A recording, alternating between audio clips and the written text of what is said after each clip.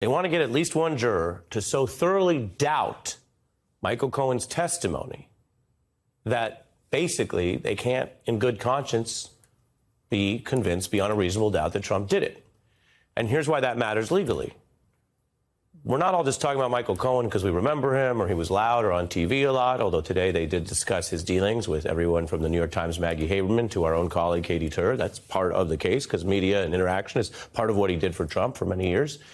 It's not that. It's really quite specifically that they land the idea that this guy is not on the level now, that what he said in this very trial is fundamentally unreliable or that they have doubt about it.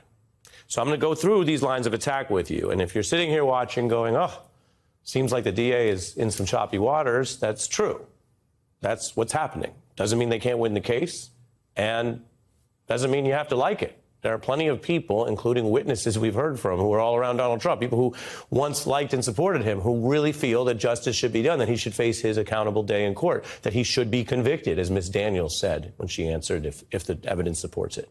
So we're not here telling you whether to like this or not. We're here giving you, as we always try to do, the full facts of what's going down right now. So one line of attack today was the possible ulterior motives. Cohen pressed to confirm that the trial's outcome will affect him personally. And he said yes, pressing Cohen on how his history here is very personally wrapped up, that he had failed in a bid to get out of jail early, that he asked for that several times. And then, as part of this idea that he has perhaps a vendetta that has distorted the truth, the accuracy of what he's told the jury, today, like we've seen in earlier days, the lawyers really bore down on Cohen's ups and downs with Donald Trump. During his legal problems, how he did want a pardon. Cohen, though, adding the context in his answer that issue came up because it was dangled to him, and he wanted this nightmare to end. Cohen's anger at being rebuffed from any White House job whatsoever came up. And again, that matters because the question being raised is whether that has passed the point of anger, which he's allowed to feel, he's a human being, and curdled into something that involves a vendetta where the truth might be sacrificed. For example, whether he has spun that story or lied about that history. And Cohen said on the stand he did ask to be President Trump's personal attorney, but not a different role of general counsel. Now, it went on and on like this today, on and on and on, if you will, just like it did the other day. And so it's possible that this style, this meandering road, could make jurors bored or dilute the larger point that the defense attorneys are trying to make, the doubt I've told you they're trying to raise. It's also possible, though, on the other hand, and I was thinking about this watching Cohen kind of go through it hour by hour today, that the nicks and cuts can slowly eat away at his credibility as the key witness to Donald Trump's state of mind in 2016. Another way to put this is, if the DA thought they could clearly prove and win this case without Michael Cohen, they would have brought this case without putting Cohen on the stand. There are other people who are involved they didn't put on the stand, other people who work for Trump. Susan McDougal. He's on the stand because without the other money guy, Weisselberg, who's in jail, which can't be used against Trump in court, but certainly makes Trump look bad in here in the real world. Voters and others can factor that in. The guy who was at the top of the financial food chain at Trump org has been to jail twice now. But without Weisselberg, without the CFO, they needed Cohen as the only other Trump aide who could speak to Trump's state of mind. That's why he's important. Now, Trump lawyers also, after things got, like I told you, sometimes a little meandering or boring, he found ways to dial it right back up. For example, bearing down on Cohen's storytelling in this very case in a moment that grew heated, pushing Cohen on this phone call that he made, and they have the record, so they can see the call went into Trump's bodyguard in 2016. And Cohen insists that through that call, he spoke directly to Trump. And that's a viable story because Donald Trump, like other top people, can get calls to a main line, to a cell phone, to a secretary, to a security line, and then it's handed over. In sourcing and reporting, we do that all the time. You don't always get the top people directly. So the story from Cohen is he called the bodyguard and then spoke to Trump. And that call mattered because he says it was on that call where he and Trump connected through someone else's phone, and it was incriminating because Cohen personally assured Trump the hush money deal was done. Well, today, Trump's lawyer pounded on that. That was a lie, he practically yelled, suggesting Cohen suggesting Cohen maybe only spoke to the bodyguard and was now trying to make it worse and add this other detail, which then becomes just something that, people can debate. Now, that's a big moment. It doesn't mean Cohen was lying, and it doesn't mean the jury buys that, but it's certainly memorable, and it allows the defense to kind of put this front and center, and then they're going to probably refer back to it in their closing arguments. Remember we told you? Remember we raised the question? He was lying then. He admitted some lies. Other lies he's denying. You can't take this guy's word. Now, as for the response, Michael Cohen simply suggested that attack, that impugning of his character, was not accurate. He continued, I believe I spoke to Mr. Trump about the Stormy Daniels matter. Trump's lawyer retorting, we're not asking for your belief. This jury does not want to hear what you think happened.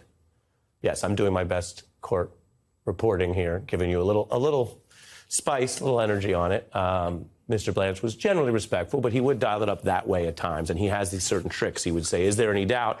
Or if you don't have a doubt of that, then you have to admit it. He would use these kind of, well, they're basically lawyer tricks, and he would do the one I just read to you as well, where you basically say, we're not asking for that, we're asking for this. It's tactical. I don't think it's going to win or lose the case, but it's the kind of way that the lawyer was trying to get Cohen cornered. That's one memorable exchange, played out for the jury as the audience for this tale about who's telling the truth. So Cohen's not having his best week of the trial, not the best week of his life with all this, but not the worst either. And remember, the prosecutors have been ready. The testimony comes on the heels of corroboration from many other witnesses of the core outline of what Cohen is asserting, like David Pecker, like Stormy Daniels, like the documents.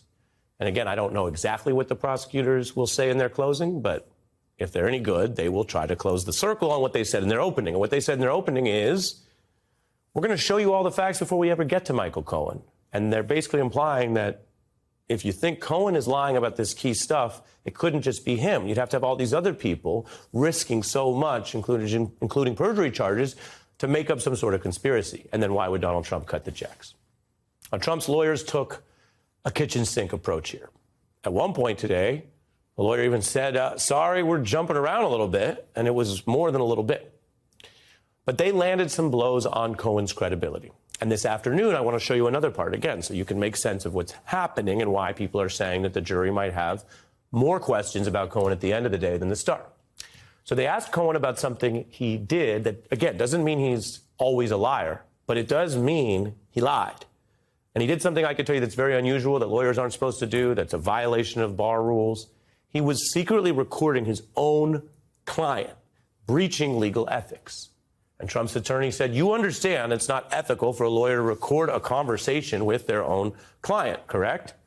Cohen admits that's correct. And then he admitted that he did exactly that with Donald Trump. And then to explain the reasoning, it was to share it with a third party. Now, again, this is not a crime, and it's not alleged to be a crime. But if you do that as a lawyer, you are breaking the very privilege that you take an oath to uphold. The privilege, of course, means, as you probably heard, if you tell your lawyer something, they don't just keep it secret while they represent you. They could stop representing you, and they take it to the literal grave. They don't tell anyone else. They certainly don't tell anyone else with a live recording, which breaks the privilege. And by the way, if you want to get into it, he did that to a member of the media, even a friendly member of the media, the pro-Trump media, whatever you want to call it. Talk about breaking it. He's putting it all the way out there. Now, that could, again, be a part of what I'm calling these nicks and cuts about the jury's perception of Cohen and whether they ultimately believe him about the core stuff. Another thread from today is something we've heard a lot about, and it's one of the hardest things for Trump's side to explain. We've played this tape for you. This is the same thing I mentioned, the recording, right? So there's the ethical part, which cuts against Cohen. But then there's what's on the tape, which very clearly cuts against Donald Trump, like it or not, how the tape got created, when he seems to sound like not only secretive, but has a type of consciousness of guilt in wanting to pay the hush money in cash. Those are Trump's own words. I'm going to play for you again. Cohen made the tape about paying in cash. This was for the model story, Karen McDougal. I spoke to Alan about it when it comes time for the financing, which will be... Listen, what financing? We'll have to pay you. So Don't pay the cash. No.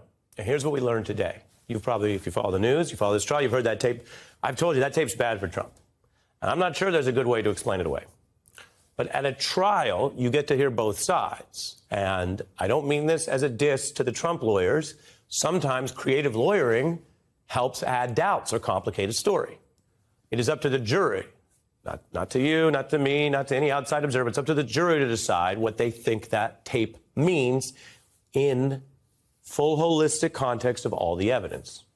But this is interesting today. It's new. This is the first time we've kind of heard how they're going to deal with this. Trump's defense lawyers making the argument that Trump didn't mean actual cash, actual dollar bills, but that he was distinguishing between just using his own money and financing. Now, Cohen disputes that, although he says, yes, separately, that they would, in the world of real estate, discuss all cash transactions. Question here is if that's a totally different context. And if you think about it, this is why everyone deserves their day in court if they're accused of a crime. Because I'm not saying the Trump argument there is a good argument. I would weight it as unlikely to be true, based on everything we know.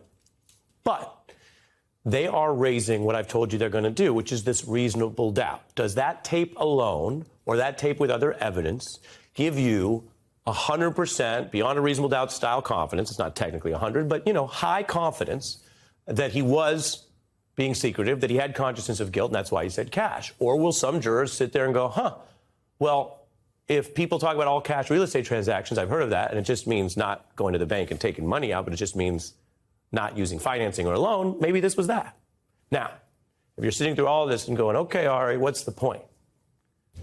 There is no point today. The defense doesn't have to prove anything, and they don't have to have a conclusion, and they don't have to have some grand narrative for the end of the day. All they're trying to do is make this jury believe Michael Cohen a little bit less than they believed him yesterday and the day before. Trump in a week that really could be make or break, as key witness Michael Cohen took the stand, unloaded on Trump, definitely hurt him, but then found himself on defense, with Trump's fate now hanging in the balance. The star witness takes the stand against Donald J. Trump. Michael Cohen, now the star witness in the New York versus Trump trial. Cohen on the stand. The ex-president coming face to face with the man who used to do his dirty work, who now has turned into the key witness. Telling the court, quote, everything required Mr. Trump's sign-off. Will Cohen keep his cool when Trump's lawyers begin what could be an intense cross-examination?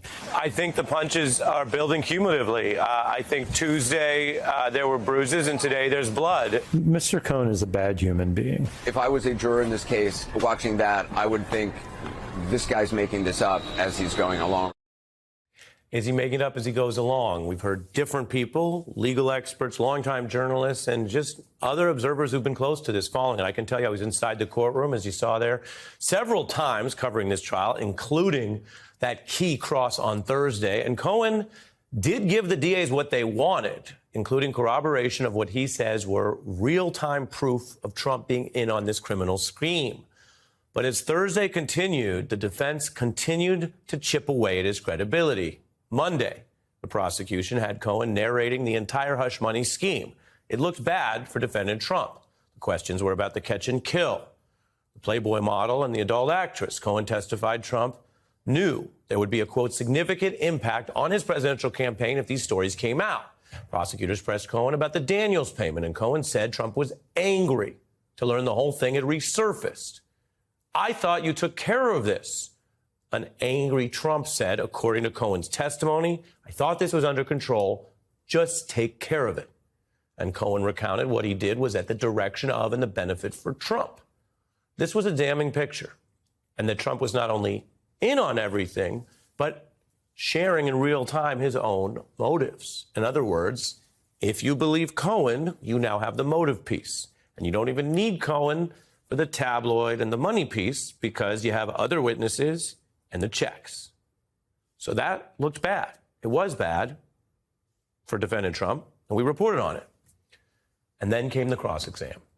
And whatever happens in this historic trial, this is what everyone's been gearing up for, because over several days, you had these defense attorneys going at Cohen's credibility, not just saying he changed his story. That was previewed and the jury had been told that already, but that he continues to dissemble and lie, not just about the core evidence in this case, but about other unrelated stuff.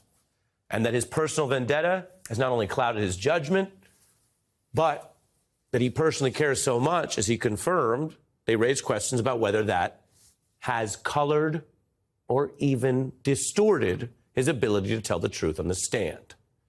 Trump's defense aggressively pushing and questioning Joel and Cohen on all kinds of things. And let's be clear, and I've mentioned this in my reporting thus far, some of it didn't completely add up. Some of it didn't create a logical counterstory. But cumulatively, over the days, as I've told you, it did appear to poke holes in not only Cohen's credibility, but something else that jurors may care about. They're human beings, and they're trying to decide who to believe. Whether he, over time, went straight and told the truth, or continued to be a kind of angry, unreliable person who was constantly publicly insulting the man he used to look up to. Donald cares for no one or anything other than himself. I know what Mr. Trump is. He is a racist, he is a con man, and he is a cheat. And I am going to jail in part because of my decision to help Mr. Trump hide that payment from the American people before they voted a few days later. Do you remember that moment? That's now about 4.5, 5 years ago, and we've got all the way up to this trial, the only trial that Trump is facing after effectively delaying the others with an assist from his own appointees on the conservative-leaning Supreme Court. So on the one hand, some people look at what you just saw there, and they see a whistleblower. They see someone who made mistakes but came clean. Other people, though, and this is what the defense is pushing, might see someone who had one story to benefit in one way and another story when he got caught, and maybe even another story as time went on. So they pushed him on the kind of resistance figure he's become with a podcast that repeatedly, meticulously documents his time with Trump and his turning against Trump, and T-shirts that show his one-time boss and mentor now in a prison cell, and how much he's motivated potentially by revenge. The man wrote a book called Revenge. Trump's lawyer also just tried to, sometimes just bait him. You can see the cartoonist, the sketch artist there showing a lawyer who looks like clearly the most upset person in the room or the most heated in this moment, saying, we're not asking for your beliefs. The jury doesn't want to hear what you think happened. He also called him a liar at one point, and Cohen responded and rebutted that. The courthouse in Lower Manhattan also became something of a MAGA gathering place. And what you see on your screen is not normal. I want you to understand that. I try to cover this stuff very fairly with the evidence. The people assembled to attack the rule of law, to undermine the actual jury that's sitting, which is legally authorized to make this decision, those were the right-wing Republicans that gathered in person to do that, including the highest-ranking Republican in the federal government, the Speaker of the House, Mike Johnson, and other lawmakers. You see him there making this political pilgrimage. And then he was outflanked to his right by Matt Gaetz, the figure who helped topple the last speaker and who clearly has leverage over the current speaker, along with some other right-wing figures. They're there. They lionize Trump in the same way Cohen used to. And they're saying things that Trump has actually been busted for saying in violation of the gag order. And so he's sort of handed that off, which some experts say could be a second violation, a new violation of the gag order, or 11th or 12th, literally, as they came out and did Trump's dirty work. The judge inside, his daughter is making millions of dollars running against Donald Trump, raising money for Donald Trump's political opponents. The judge's own daughter is making millions of dollars doing online fundraising for Democrats. The judge's daughter is a political operative and raises money for Democrats. What you just heard is wrong. And it's not just coming from a beleaguered defendant desperately trying to muddy the waters, or from his own random paid political hacks, but from people who are leaders in government. If you've been watching our special coverage, you may have noticed that we at MSNBC are trying very hard to cover this very historic trial fairly. You'll see on people from both sides. You'll see independent legal experts. You'll see people say things about the trial where some people might get mad, but don't shoot the messenger. We're just telling you how the trial is going. There's no two sides, though, to what you just heard there. A, it might be a gag order violation if, as one reporter said, Donald Trump was publicly, personally writing those lines, because it's a violation of the gag order to instruct others on behalf of the defendant to attack family members, children of the judge, as it should be. But second, and more widely, I want to be clear. those officials have every right to attend the trial, to observe it, have every right to weigh in on it to some degree. But they have systematically, several of them I just played for you and several others who've come to town, they haven't just done that. They have undermined the rule of law in advance, before this jury even hears the case. They have contributed to an environment where if they don't get the result they want, they will say, oh, we've already been attacking this court. And if they do, it's entirely possible that the defendant could be acquitted or have a hung jury and thus not be convicted. Then they'll just move right along without any apparent care for the system of government that they're in. Remember, they're not just random commentators. They are members of the government, which has 3 branches, and this is one of them. And it is the judicial branch that is supposed to be respected precisely because it is the less partisan branch. It doesn't just do press releases. We haven't heard the DA respond to any of those politicians, let alone the judge. And yet these people who know how it works are undermining it. When I say it's not normal, I mean it's not normal and it's not done. We have had a tradition of presidents in both parties, it's changed recently with the one who's on trial, but a tradition of saying, we'll wait to hear what the jury decides and we will respect the ruling, the decision of the jury, just as you must respect Supreme Court rulings, because otherwise the whole system crumbles and you don't have a rule of law democracy anymore. So while this may look like a Trump, anti-Trump thing, it's actually a much larger problem. And I promise you, if folks show up at Democrat Bob Menendez's corruption trial and do the same thing, I will tell you about it. So far, we haven't seen that happen. In fact, we haven't seen prominent Democratic politicians go there. I say that as a matter of fact. We can't do false equivalence when there's no equivalence to the underlying situation. But we have to be careful at a time where people have already attacked the last peaceful transfer of power and that election, which had no real question about the winner. The current president won by 3 states. The Supreme Court didn't take any appeals. There were none strong enough to even hear, let alone overturn the results. But you know what happened. We had an insurrection. And now we have that same crowd challenging the next election because Trump might lose. They're worried he'll lose, and they're already challenged that. And now they're challenging the judicial process of our fellow citizens to judge him as they should judge any other defendant, because that's what happens when you live in a rule of law democracy. So while this trial is about the verdict, it's also about so much more.